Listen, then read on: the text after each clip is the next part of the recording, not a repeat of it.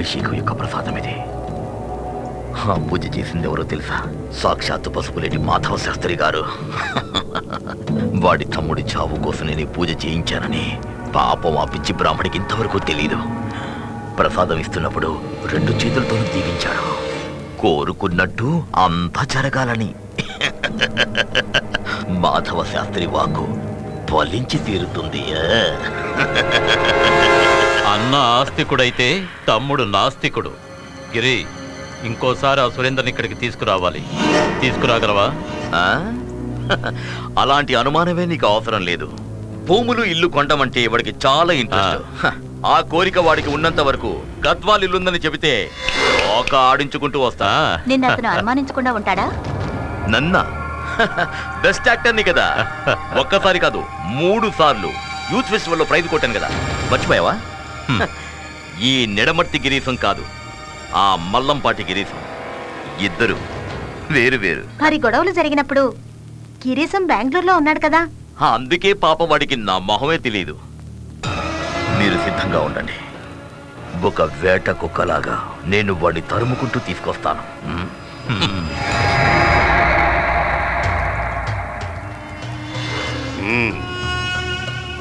శుభమస్తు.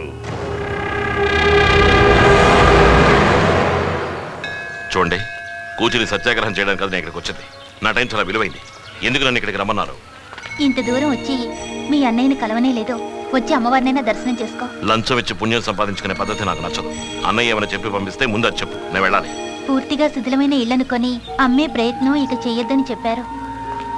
నీ జాతకంలో ఈ వ్యాపారం లాభసాటిగా ఉండదట.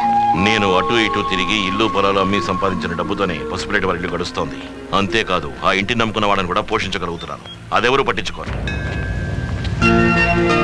చెమటోడ్చి సంపాదించే తిండి తినాలి, అదే నా పాలసీ, అదే నా లక్ష్యం కూడా. దానికోసం ఏవైనా చేస్తాను. విన్నావుగా, సురేంద్ర అనుకున్నదే చెప్తాడు, చేస్తాడు.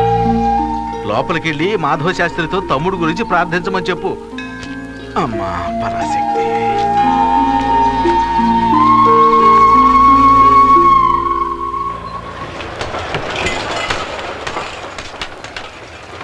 ఓకే ఓకే సార్, చిత్తూరు నుంచి క్యాసినో షా ఇంటి విషయం ఏమైందని అడిగాడు. ఏ ఇల్లు? గద్వాల్ ఇల్లు. నమస్కారం సారు. నేనే సార్. మరి తమరు నన్ను క్షమించాలి. మీరు చెప్పిన సమయానికి నేను ఇక్కడికి రావడం కుదరలేదు. పోయిన వారం అంతా రంగాపురంలో ఉన్నాను. ఓ అరటి తోట వ్యవహారం. నా దురదృష్టం ఏమో కానీ ఆ తోట అమ్మడం జరగలేదు.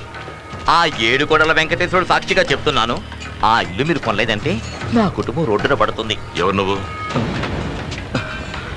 నువ్వు మోసాలు రావయ్యవా? నేను మల్లంపాటి గిరీశాన్ని, మీడియేటర్ని, దళారిని. నీ గురించి నువ్వేమనుకుంటున్నావు? అయ్యో, నేను ఒక అమాయకుడిని. అసలు గద్వాల్ ఇల్లు అమ్మడానికి నీకెవరు పర్మిషన్ ఇచ్చింది? మరి ఎంత గట్టిగా అయితే నేను చెప్పగలను? అనవసరంగా నాతో పెట్టుకోక గిరీశం. నేను తలుచుకుంటే నీ తల లేచిపోతుంది, తెలిసిందా? ఇప్పుడు చెప్పు, ఏవి గద్వాల్ ఇంటి పత్రాలు? సార్. ఏంటి? సార్, అక్కడ పాము. పామా? ఎక్కడ? అది అటువైపు సార్. 7 కొండలవాడా? ఎంత పొగర్రా నీకు! ఎప్పుడో ఓసారి నువ్వు ఇలాంటి పాము కట్టుకే చేస్తావు. నీకు నౌకలు చెల్లే సమయం దగ్గరయ్యింది. నాగరాజా, నాకు పూజలేవి, నాకు పాలెక్కడా, నాకు దీపం ఎక్కడా? ఇక్కడ కత్తి తగిలి నాకు రక్తం వచ్చింది.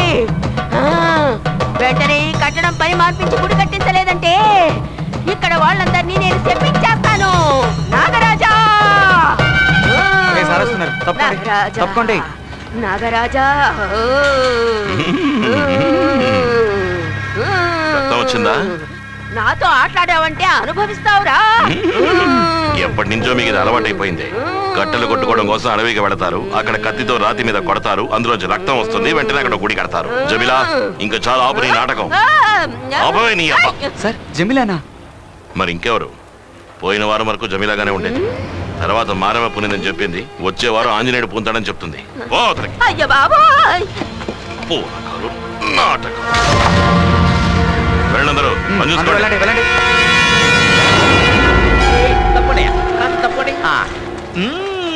ఒప్పుకున్నాను సారు, ఒప్పుకున్నాను. మనస్ఫూర్తిగా చెబుతున్నాను, ఈ సమాజాన్ని ఉద్ధరించబోయేది తమరేనండి. సార్, ఏ తక్కువ జాతి వాడో కొనే ముందు ఈ పసుపులేటి వారికి ఆ ఇల్లు చెందాలని రాసి పెట్టి ఉంది. అది జరిగి తీరుతుంది. ఆ ఇంటి ఓనరు ఈ లోకంలో ఎక్కడో చోట ఉంటాడు కదా, అతన్ని కనిపెట్టి నేను మీ ముందుకి తీసుకొస్తాను. నమ్మచ్చా? నమ్మొచ్చు.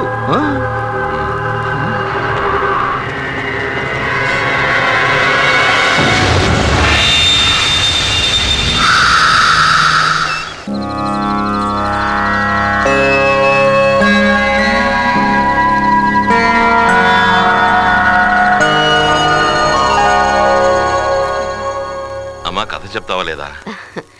కథ కాదురా, మీ అమ్మమ్మ కాలంలో జరిగిన ఒక నిజం చెప్తాను. అప్పుడు రాజవర్మ మహారాజు పాలిస్తూ ఉండేవాడు. చెప్పండి అమ్మా. నువ్వు వెళ్ళి కొంచెం మంచినీళ్ళు తీసుకురా, నాకు దాహంగా ఉంది. ఊరుకో బావా. ఏయ్, వెళ్ళు. ఈ విషయం జరిగింది ఎన్నో సంవత్సరాల క్రితం అని చెప్పాలి. ఆనాడు రామవరం ఒక పుణ్యభూమిగా ఉండేది.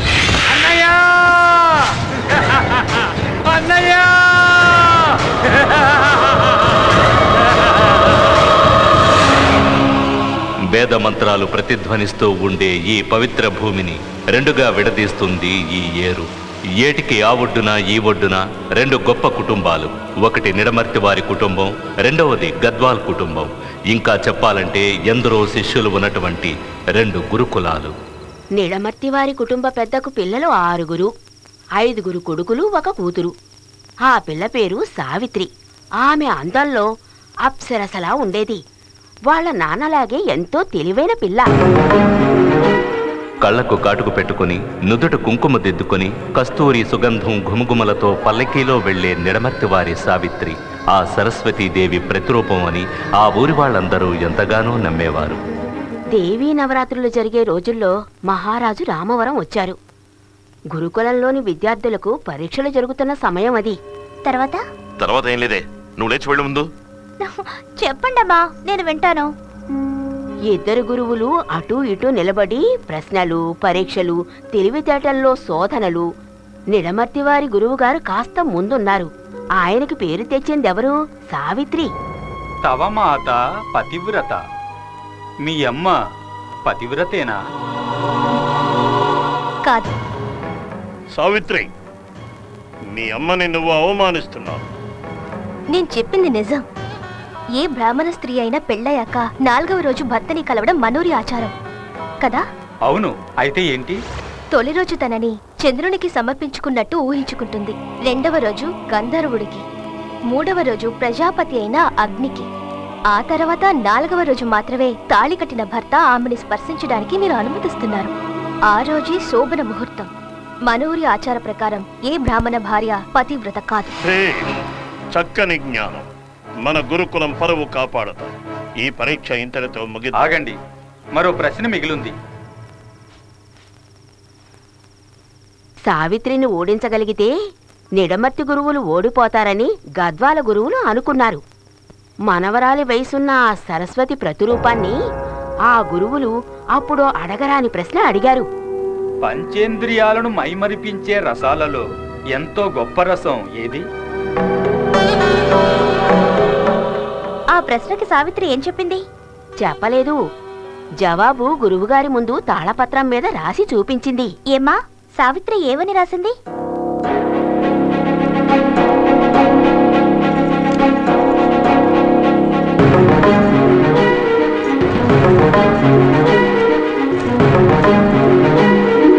కామరసం. తన తలరాతను తనే మార్చి రాసుకుంది సావిత్రి. భర్తనే ఎరగని ఆడపిల్ల కామరసం అని రాస్తే ఏం జరుగుతుంది? కన్యవైన నీకు అది ఎలా తెలుసని అడిగాడు గద్వాల గురువు. దీనంతటికీ సాక్షిగా ఉన్న మహారాజు సావిత్రిని కులం నుంచి వెలివేశాడు. అందువల్ల చివరికి కన్నతండ్రే ఆమెను ఇంట్లోంచి బయటికి గెంటేయాల్సి వచ్చింది. ఆ బాధ భరించలేక సావిత్రి తల్లి ఏట్లో దూకి మరణించింది. ఆశ్రయం కోసం ఆ ఊళ్ళో వాళ్ళందర్నీ ప్రాధేయపడింది సావిత్రి. ఒకరోజు గద్వాల్ వారి ఇంటి తలుపు తెరుచుకొని ఆమె లోపలికి వచ్చింది. తనకి దుస్థితి కలగడానికి కారణం గద్వాల్ గురువేనని చెప్పి కడుపు మంటతో శపించింది. తర్వాత అక్కడి తులసి కోటకు తలబాదుకొని చనిపోయింది. గద్వాల వారి కారణంగా తన కూతురికి ఏర్పడిన దుర్గతిని తలుచుకుని నెడమర్తి గురువు తన శాంత స్వభావాన్ని వదిలేశాడు. తమని కాపాడని దేవతలను వద్దనుకున్నాడు. తన పూజా మందిరంలో దుష్టశక్తుల్ని ప్రతిష్ఠించాడు. అప్పటికి సావిత్రి ఆత్మ దెయ్యంగా మారి ఊళ్ళో బీభత్సాన్ని మొదలుపెట్టింది. అగ్ని కాజ్యం తోడైనట్టు తను మరణించిన చోటే తండ్రి పగ తీర్చడం కోసం యక్షిణిగా మారి రామవరంలో తిరుగుతోంది సావిత్రి.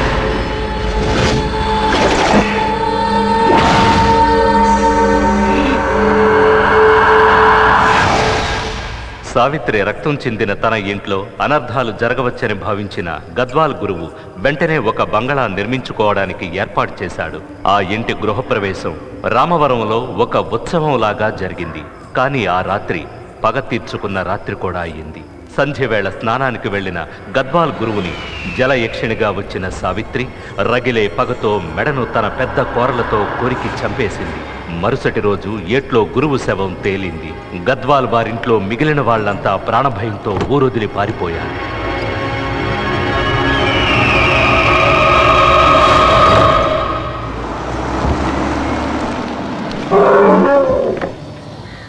ఇదిగో విషయం తెలుసా, వాడు మళ్ళీ ఇక్కడికి వస్తున్నాడట. ఎవర్రా వాడు? ఆ సురేంద్రగాడు. వాడు గద్వాల్ ఇంటిని కొనాలని నిర్ణయించుకున్నాడు. ఎంత రేటుకి?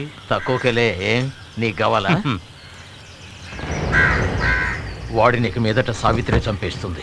మనం జోక్యం చేసుకున్నా వీల్లేదు. వాడిని సావిత్రికి వదిలిపెట్టను. వాడిని నేనే చంపాలి. రా వచ్చి కారెక్కు, నీతో కొన్ని విషయాలు మాట్లాడాలి.